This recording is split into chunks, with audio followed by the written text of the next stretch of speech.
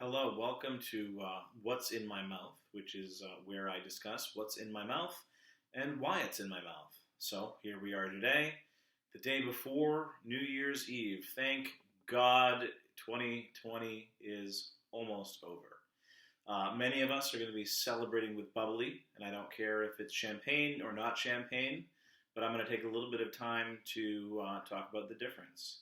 So I think a lot of times we consider champagne to be a category of bubbly wines, and that is correct. But let us instead consider champagne to be a subcategory of bubbly wines. The category is actually sparkling wine. So a wine that has bubbles in it is a sparkling wine. Whether it is champagne, Moscato, Spumante, whether it is from the United States, whether it's Cava from Spain, or whether it's Cremant from Burgundy. All of these are sparkling wine. If a winemaker makes a wine from certain grapes, Pinot Noir, Pinot Meunier, and Chardonnay, to name three of the most important, and it's from Champagne, France, then they have the privilege of using the term champagne. So that is the only time a sparkling wine is champagne, is when it is from Champagne, France, and when it uses the correct grapes that allow it to use the term champagne.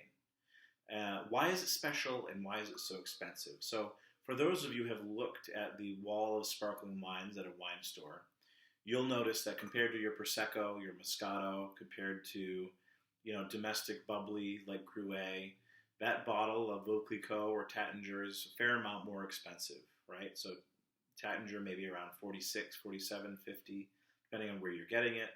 Veuve Clicquot around 50, 45 if someone's selling it for a steal somewhere, who knows. But there are reasons why wine is expensive, and some of it often has a lot to do with how a wine is made.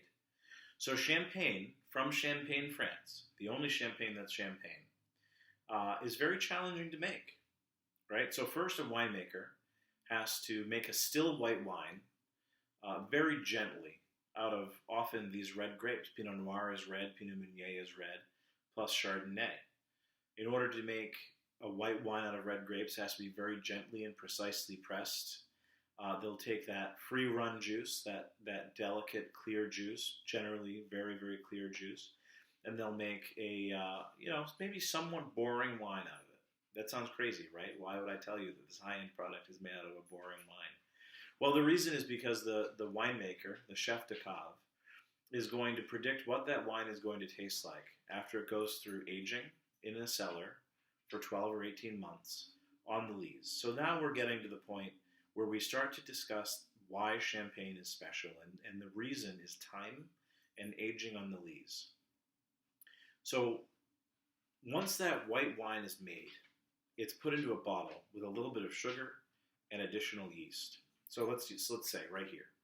So you have a bottle of flat wine, you add a little bit of sugar, you add a little bit of yeast, and what happens? It ferments. And when yeast ferments sugar, it creates alcohol as a byproduct, which we love that alcohol as a byproduct. It also creates carbon dioxide. So they put a crown cap on it, same crown cap you'd find on a Bud Light, and it's going to hold that carbonation in. It's going to make it liquefy inside, and that's where you get your bubbles. And that process, méthode champenoise, plus time. So it's going to rest in the bottle. The lees, the yeast is going to die, and it's going to settle on the bottom of the bottle, and it's going to break down. And that breakdown is what gives champagne its texture, its rich texture, and those inviting toasty brioche characteristics. And then the nature of the grapes, of the Pinot Noir, Meunier, and Chardonnay, they're going to give it its minerally, its apple flavors, its strawberry notes. It's going to make it refreshing. But the reason why it's expensive, in addition to being marketed as a premier beverage, is because it's hard to make and it takes a lot of time. So if you like the style, then maybe it's worth it to you. And if you don't like the style, then drink something else. That's okay too. I'm not here to judge. I just want to have delicious wine in my mouth. That's it. So right now I'm talking about the Charles de Cazanove champagne. This is champagne from Champagne, France. So it's made in that method, the méthode champenoise. There's a secondary fermentation in the bottle in this case.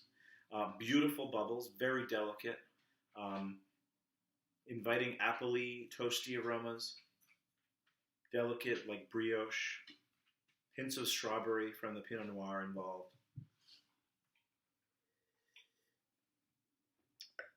It's just delicious. It's just delicious. So consider the term. If you want champagne from Champagne, it's champagne. If you want cava from Spain, it's cava. If you want prosecco from northeast Italy, it's prosecco. And then if you want any sparkling wine from the United States, it's just sparkling wine. United States doesn't have a specific category. But they're delicious. A lot of them are delicious. Gruet, for example, is an outstanding product. It's domestic, often $16, $17, $18 a bottle. Mam Napa is quite good as well, and made from the United States. There are a lot of good options. And while I am particular, and I do think champagne cannot be replaced, there's a sparkling wine for all of us. And invariably, they're outstanding food pairings. Never underestimate how good a pairing champagne is with buffalo chicken.